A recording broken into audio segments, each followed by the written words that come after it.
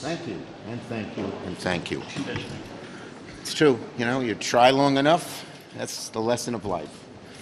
Okay, I want to thank Senator Murray and Coons for joining us. Now, last week we had a big bipartisan vote to pass the first 6 bills to keep the government open, and we protected really important programs for moms, kids, families, veterans, the environment, housing, more. But we're only halfway there, and although passing the second group of bills isn't going to be easy, we have a lot of bipartisan momentum from last week, and we're continuing to keep that momentum going as we negotiate. It's going to take bipartisanship to ensure that our military is fully funded and our troops are taken care of. It's going to take bipartisanship to find the resources necessary to keep the Chinese Communist Party in check. And it's going to take bipartisanship to make sure we take care of military families, provide their kids with child care and health care and everything else they need to live in dignity. Now, these are vital things at stake in the upcoming funding deadline, and we'll continue to work hard and pass the next round of bills to keep the government open and deliver for American families. Now, also, as we wait for the House to take up the bipartisan supplemental, I want to take a moment to speak about Itay Chen, my constituent, a fellow Brooklynite, and an American and Israeli citizen. I'm heartbroken by the news of Itay Chen's death, killed on October 7th at just 19 years old at the brutal hands of Hamas terrorists who cruelly still hold his remains. I first met Itay's family, Ruby, Hagit, their sons, in Israel just a few days after October 7th. I've spoken with them many times since. I've gotten to know them. In a little way, I got to know what Itay was like through hearing it through his father, his mother, and his brothers. Now, since Itay's father, Ruby, has been one of the leading fighters for the hostages' return. He's traveled to every corner of the world. He's met with some of the highest leaders in the world to say, bring them home now. I will work with the Chen family and others to get Itay. His father requested me, even though he's dead, as part of Jewish law, please get his body back. Please get his body back. I'm going to try to do everything I can to make that happen. They're not going to sit Shiva and do the formal Jewish burial ceremony because they don't have the body. They need to put him to rest in a way they desire and he deserves. And the Chen family, I just spoke to them on the phone about an hour ago. They're in Israel. They're going to keep fighting for the other hostages to be freed, which is a beautiful thing, despite the horrible tragedy that is just descending upon them now that they know Itay is dead. They're still fighting for the other hostages. We are too. We are too. Senator Murray's done a great job on appropriations. Let me call on her. Thank you, Leader Schumer. As you know, last Friday we passed 6 of the 12 full-year funding bills for fiscal year 2024. I've said it all along, but we actually can fund the government in a reasonable, bipartisan way if we just stick to a few basic principles that Democrats have no problem understanding. Government shutdowns are bad, and doing the job the American people sent us here to do is good. And look, these bills were a compromise. We had to work with very tough numbers and even tough cuts. But because we reached a reasonable compromise, we're able to do things like hire more air traffic controllers, fully fund WIC to help feed 7 million moms and babies, keep food safety inspectors on the job, and fund many other basic functions of government that the American people rely on in their daily lives. And we were only able to do that by agreeing to bipartisan spending levels, rejecting devastating cuts that were pushed by the House Republicans, and by keeping out literally dozens and dozens of far-right poison pills.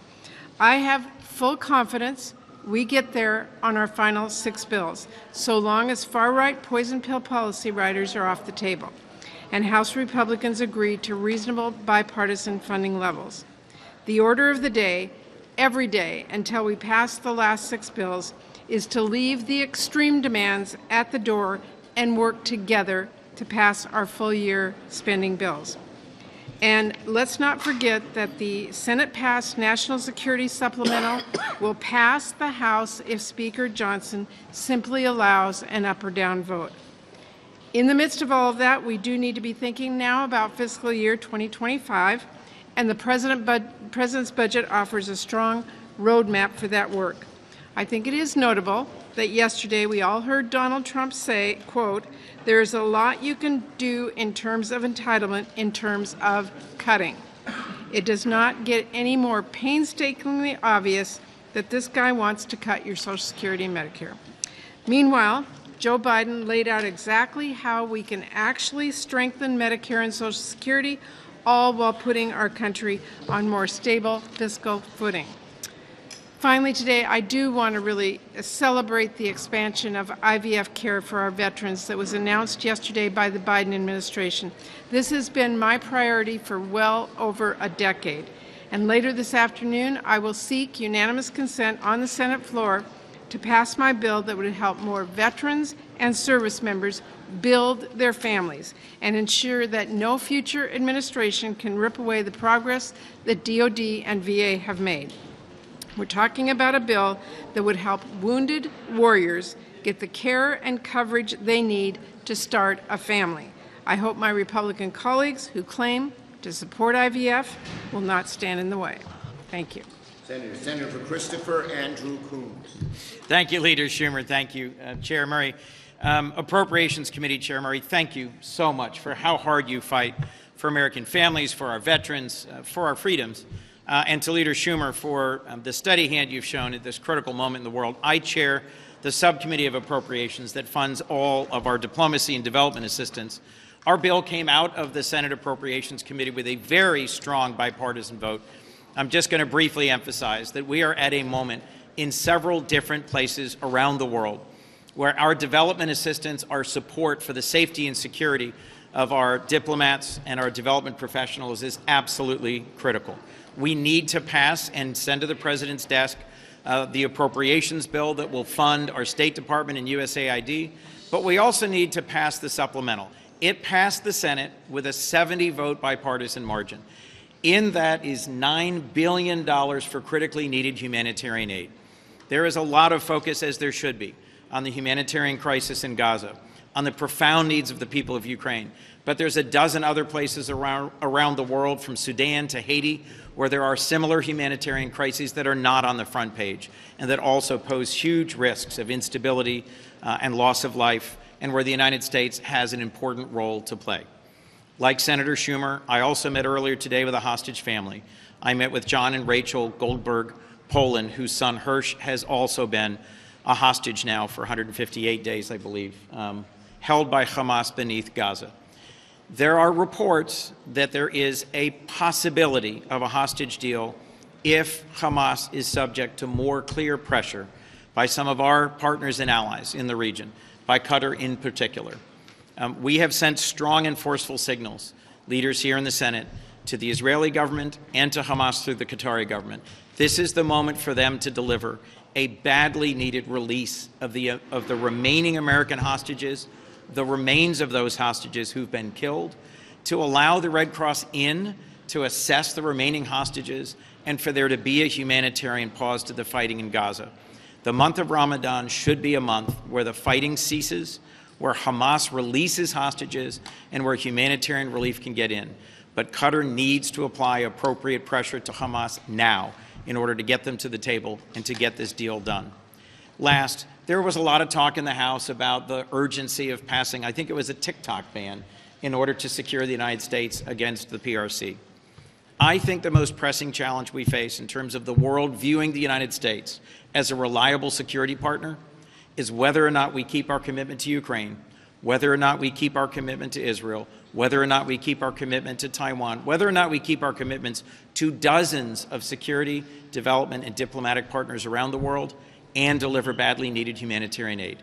The House has the chance to step up on all of these issues in the days ahead, and it's my hope and prayer that they will, and that we will move forward on the path that was just laid out by Leader Schumer and Chair Murray. Thank you.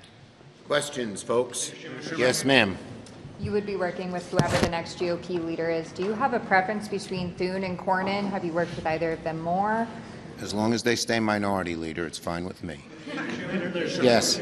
There's a discharge petition effort in the House, bipartisan, that's a slimmed-down version of the supplemental. Would that have a chance over here at the Golden Fitzpatrick? Look, the best way to pass this bill, as I've said repeatedly, I said it to President Duda an hour ago, is for the Speaker Johnson to put our supplemental bill that passed the House with strong bipartisan majority, passed the Senate with strong bipartisan majority on the floor. I'm confident it will get over 300 votes, and that is the quick. Ukraine needs the aid quickly, and doing a new bill, who knows what will happen, given the frailty of these issues. So the best thing to do, put our bill on the floor, let it pass. Yes. Yeah, Senator Schumer, 8 senators in your caucus have sent a letter. They want the president to condition future military assistance to Israel on Israel allowing more humanitarian aid to flow into Gaza. What's your view of that law and that situation? Well, here's what I'd say. I've had 4 goals in terms of the conflict in Gaza. Number 1, the threat of Hamas must be radically reduced. We will never get a 2-state solution unless it is. Second, we got to make every effort to bring all the hostages home. Third, Israel has to make efforts to reduce the number of civilian casualties. And fourth, we need to have robust humanitarian aid to help the civilians in Gaza who are innocent of anything. They're not part of Hamas in any way. Yes? If the House passes this TikTok bill, what will you do with it? Will you bring it for a vote? Well, let's see what the House does. I'll have to consult and intend to consult with my relevant committee chairman to see what their views would be. Yes? Can you talk about the problems facing the Homeland Security funding in the second tranche of bills? What are some of the issues, and could this risk a government shutdown later this month? Well, look, it's a difficult issue, as Patty will tell you. She's been involved in the negotiations, as has Tammy Baldwin, who's head of the Homeland Security, Chris Murphy. as Chris Murphy, who's head of the Homeland Security Committee. But we have to get it done. We don't want to shut down the government. It's going to cause huge problems for everybody, including our military, including our veterans, including so many other people. So it's difficult. It's a difficult bill, probably the most difficult of them all, but we're going to be working real hard to get it done. Last one. Any updates on a possible impeachment trial for the DHS secretary? Is that going to happen? As I said, I think there's no evidence that he's committed any impeachable activities or actions, and I think it's absurd. Thank you, everybody.